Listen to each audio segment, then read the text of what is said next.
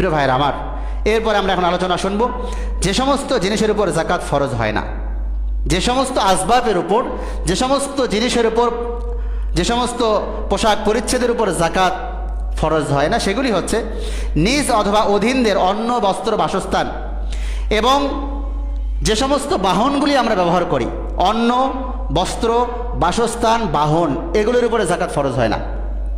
কোনো ব্যক্তির 5টা গাড়ি আছে, 5টা বাড়ি আছে, 5টা গাড়ি, 5টা বাড়ি, 1000 সেট কাপড় আছে, 1000 সেট, এবং সেই সবগুলিই ব্যবহার করে, সবগুলোই সে পরিধান করে।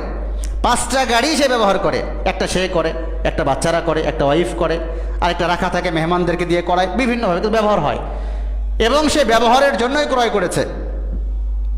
5টা বাড়ি 5টা বিভাগে অথবা 5টা জায়গায় রয়েছে এবং সবগুলোই বাড়ি সে ব্যবহার করে, এগুলোর উপর যাকাত আসবে না। কিন্তু হ্যাঁ, যদি ব্যবসার জন্য হয়, 10 তলা ভবন, এই 10 তলায় তো একটা মানুষ থাকতে পারবে না, থাকতে পারবে? একজন মানুষের একটা ফ্লোর লাগবে। যদি ডুপ্লেক্স হয় তাহলে 2টা ফ্লোর মিলে সে একটা এতে থাকলো, বাকি যে অংশগুলো এটা সে ভাড়া খাটাচ্ছে, ভাড়া দিচ্ছে, তাহলে ওই অংশটা কিন্তু তার ব্যবসার মধ্যে শামিল এবং ওই সম্পদের উপর যাকাত আসবে। সে নিজে যতটুকু ব্যবহার করে, ধরেন 5টা ভবন, 5টা ভবনের প্রত্যেকটা ভবনেই তার জন্য ডুপ্লেক্স করে একটা ইউনিট সে রেখে দিয়েছে, এটা সে ব্যবহার করে। এইটা বাদ দিয়ে, এই 5টা ইউনিট বাদ দিয়ে বাকি যে ইউনিটগুলো থেকে টাকা আসে, এই টাকার উপর 1 বছর সময় যদি অতিক্রান্ত হয়ে যায় এবং সেটা যখন যাকাতের নেসাব পরিমাণ হয়ে গেল, এর উপরে যাকাত আসবে। তাহলে সর্বোপরি যেটা আমরা ব্যবহার করি, 1000 জোড়া কাপড় আছে, সবগুলোই পরে, একটা সকালে, একটা বিকালে, একটা সন্ধ্যায়, যদি কারো কাছে থাকে পড়বে, সমস্যা কি?